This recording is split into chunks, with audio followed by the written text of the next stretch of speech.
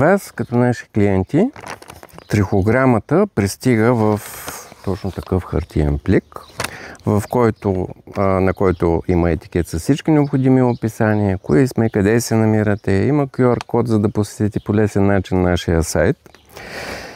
И във всяко пликче има кутийки с трихограма. Когато пристигне при вас, може да направите две неща. Първото е да я поставите веднага в оранжерията и в градината си. Това е препоръчителното. Ако нямате тази възможност, може да оставите за кратко време, за едно денонощие в хладилника.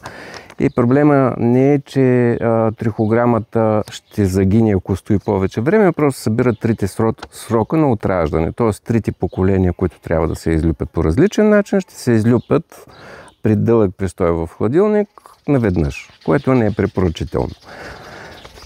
Когато получим пликчето, отваряме го.